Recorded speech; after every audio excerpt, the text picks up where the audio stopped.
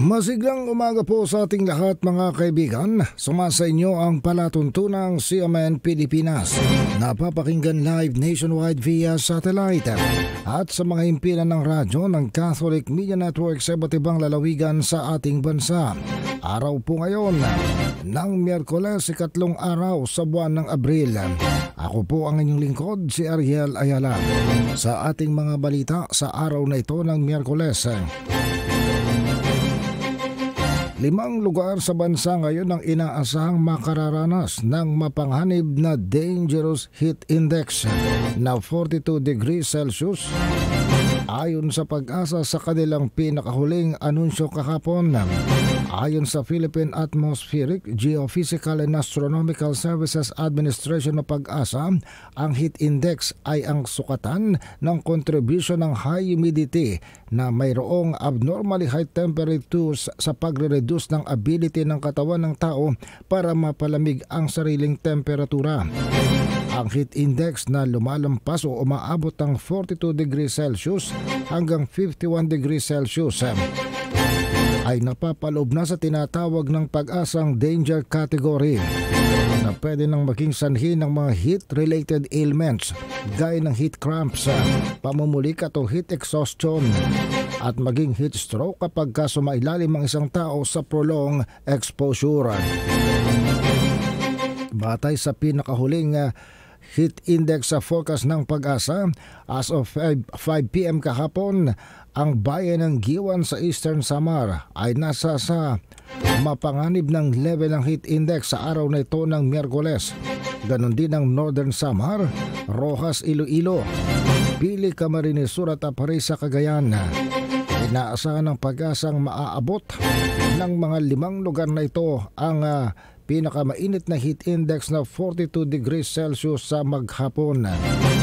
Paalala ng Pag-asa sa publiko na para maiwasan ang epekto ng mataas na temperatura, limitahan ang pananatili sa ilalim ng sikat ng araw, uminom ng maraming tubig, iwasang magtsa, iwasang magkape, iwasan ng soft drinks at maging ang alak, gumamit umano ng payong, sombrero at mga sleeve clothing outdoors at mag-schedule ng heavy-duty activities sa mas malamig na bahagi ng maghapon. Sinabi pa ng Pag-asa ng mga sintomas ng heat-related illness ay kinapapalooban ng heavy sweating o grabing pagpapawis, exhaustion or fatigue, dizziness o pagkahilo, lightheadedness o parang lumulutang ang ulo, blacking out or feeling dizzy, pagdidilim ng paningin kapag nakatayo, paghihina pero mabilis ang pintig ng puso, pagdurugo ng ilong at pagsusuka.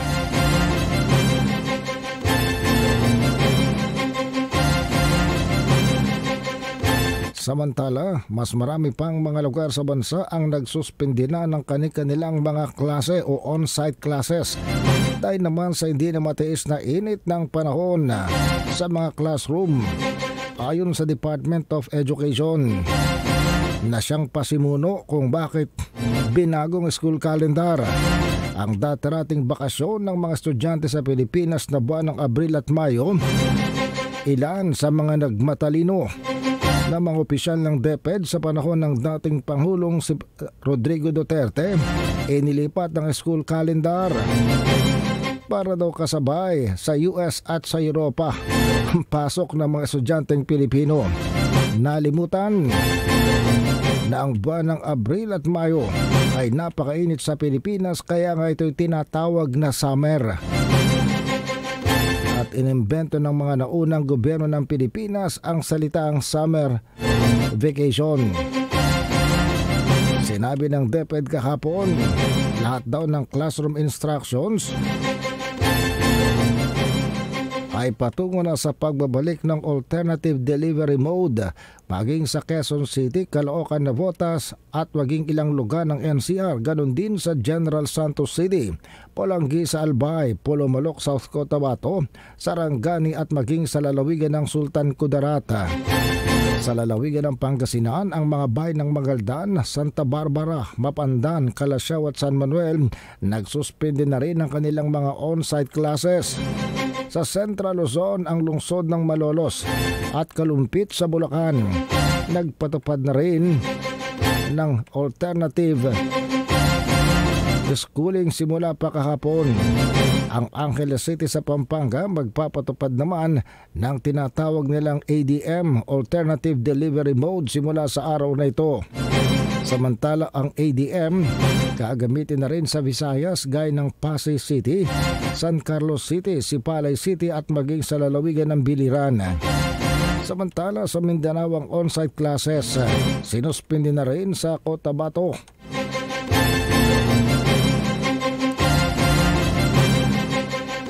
Samantala ang mga lugar ng Dagupan, Iloilo, Kabangkalan, Silay, Himaymalan, Bago, Bacolod at bayan ng Bangat, Tantangan sa South Cotabato, simula pa ng Lunes, alternative delivery modules na ang ginagamit.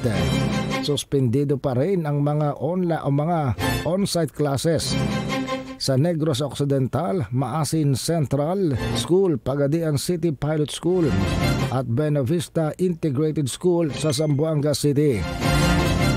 Samantala ang mga public school sa National Capital Region, partikular sa Caloocan, Malabon at Navotas, nag-a-adjust na rin ang kanilang class schedule simula pa kahapon para matugunan ang matinding problema ng mga bata at ng mga guro sa high heat index.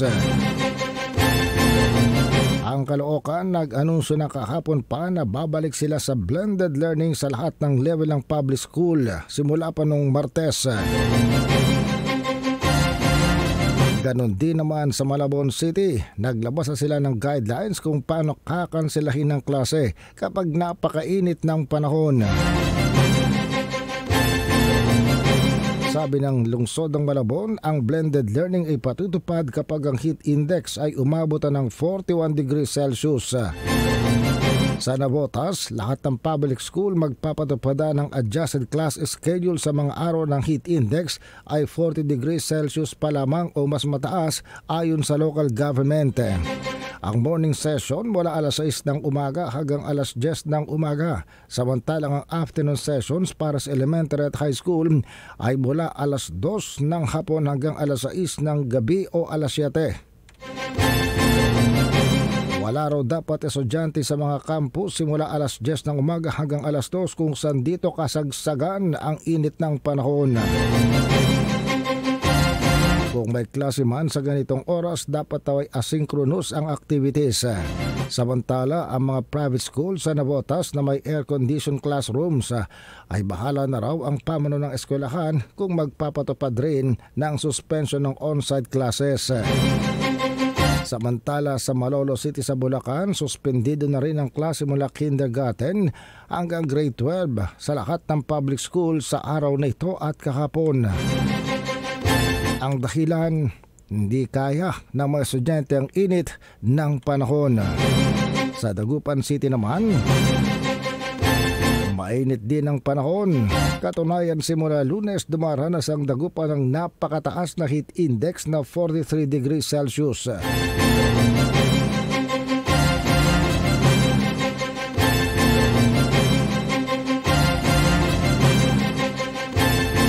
Samantala sa lungsod naman ng Cebu, sinabi ni Mayor Michael Rama na hindi na ang alkalde ng lungsod ng Cebu ang magdedesisyon kung magkakaroon ng suspension ng klase, kung hindi ang mga pamunuan na ng iba't ibang mga eskwelahan.